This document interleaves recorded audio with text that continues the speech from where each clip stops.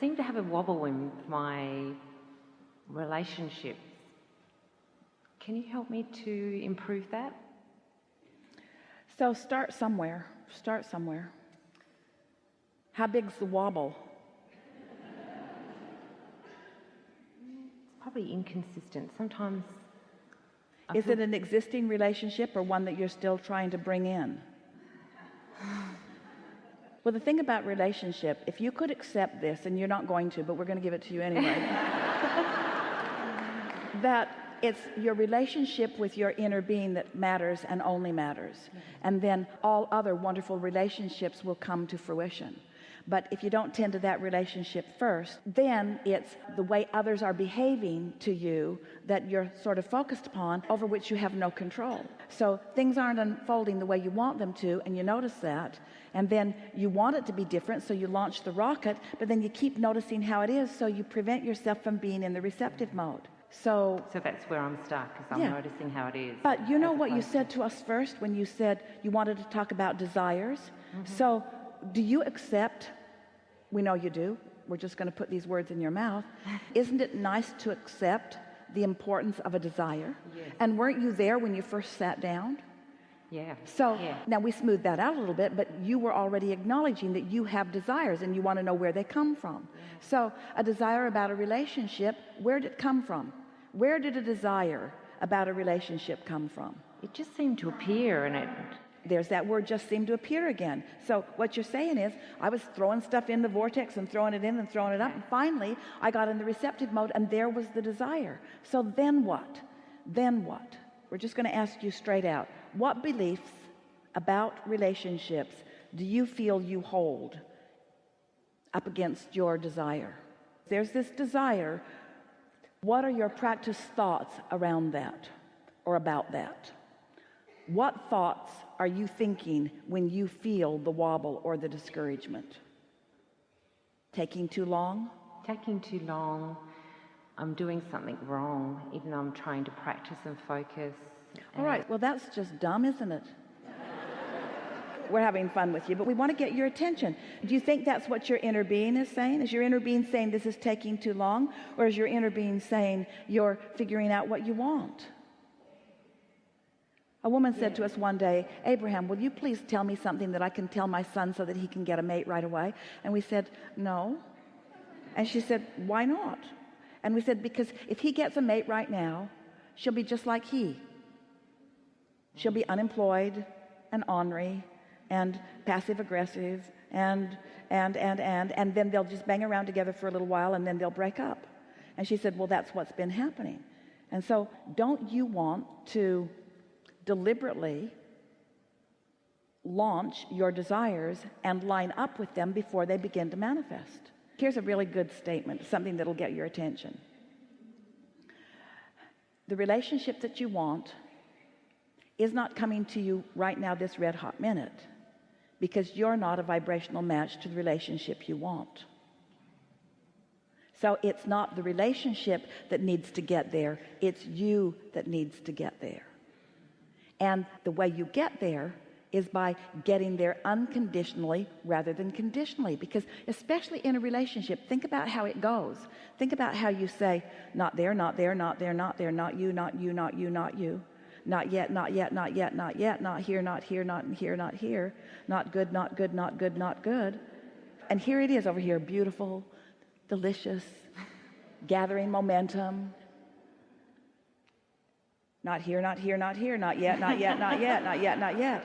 But what if you could stop noticing what is or isn't about it and start focusing on the creation of the desire that you've been putting there? What if you could feel the uncondition of loving someone, the uncondition of feeling love, the uncondition of being happy, the uncondition of feeling lighthearted? What if you could be lighthearted and acknowledge that you're being lighthearted? What if you could stop beating the drum of something that isn't and give this a chance to appear in the form of a thought and an impulse and a rendezvous and a face-to-face realization? How do thoughts turn to things anyway? That's a big question that you got to ask yourself. And you all have been so conditional in your approach to things that you're spending most of your time just moving conditions from place to place and comparing your conditions with the conditions that others have, and not really doing anything about maintaining a vibration that puts you in a place where you can realize. You used the word twice already here today. It just appeared. It just appeared. Well, that's what turning thoughts to things is all about. Something appears. It just appeared. It just occurred. It just inspired. It just was. It just became. Esther has a dear friend who's been doing her hair when she's in California for many, many years. And for years, her friend would say, Esther, why don't you go get me a boyfriend? Why don't you bring me a boyfriend? Why don't you bring me a boyfriend? Why don't you bring me a boyfriend? Why don't you go find me a boyfriend? Why don't you find me a boyfriend? And Esther would bring her a book and bring her another book and bring her another book. Why don't you bring me a boyfriend? Stop bringing me these stupid books. Bring me a boyfriend. Bring me a boyfriend. Bring me a boyfriend. And then one day, Esther showed up at her shop after not having been there for a few months, and she said, I have a boyfriend. I have a boyfriend, and he's wonderful. And Esther tells her every time she sees her, you know, the most wonderful thought that I have, something that I focus on all the time, just because it feels so good to focus upon it, is one day your boyfriend was not there. You could not see him. And the next day he was there. Well, how'd that happen? How did he turn from not being there to being there? What happened? It's not chance and it isn't luck. It isn't anything other than the evolution of your vibration and your ability to receive the inspiration to be there. Can you feel this? You can be or do or have anything. There's nothing off limits for you. And you are launching these rockets. Your vortex is so full, it would take you 20 or 30 lifetimes to even begin to scratch the surface of what you've put there. So as you begin loving just because you want to love and enjoying just because you want to enjoy, as you begin taking pleasure for the sake of pleasure, as you stop trying to defend yourself, that's the thing that most of you are doing more than all other things put together that are preventing you from being in the receptive mode and receiving the train of thought that leads you to what you're wanting. The thing that is hindering you more than all other things put together is that you are standing in your now, so aware of what currently is, and trying to explain to yourself and who knows who why you're standing here instead of over here.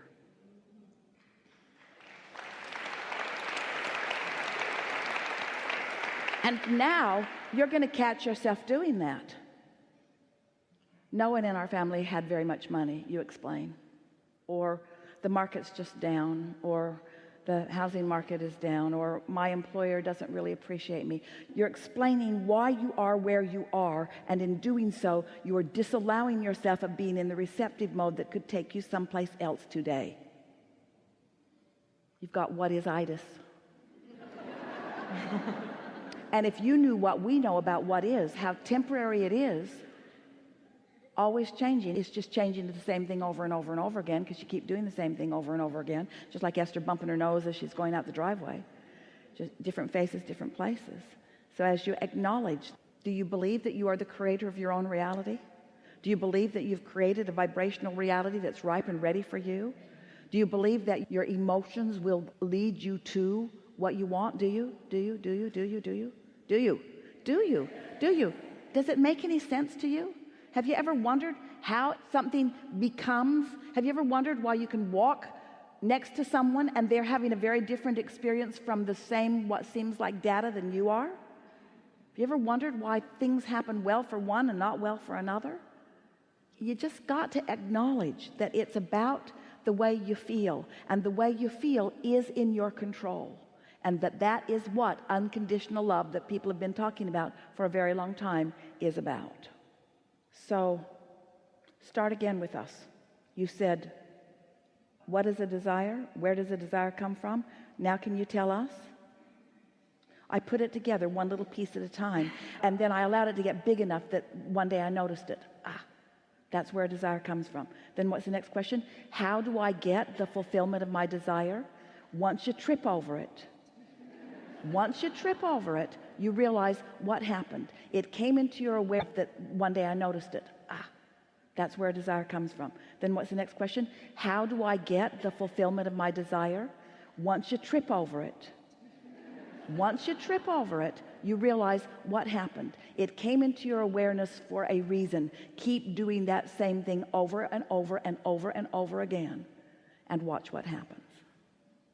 If you knew how many of us are keenly aware of where you stand in relationship to what you want, and how many of us know every single thing that's in your way, and how many of us are calling you over here, over here, over here, over here, over here, over here, over here, over here, over here, over here, not just to get you to the end result, but because moving over here, over here, over here, over here, over here, over here, over here, over here, over here is so much fun.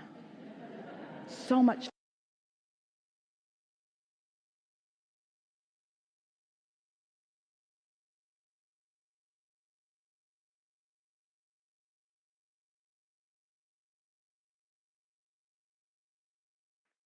Do you create your own reality? Do you do it by moving energy? Is energy known to you by the emotion that you feel? Do you have any control over the way you feel? Can you feel one way even though a condition hasn't changed? Then there isn't anything that you cannot be or do or have. Once you know that,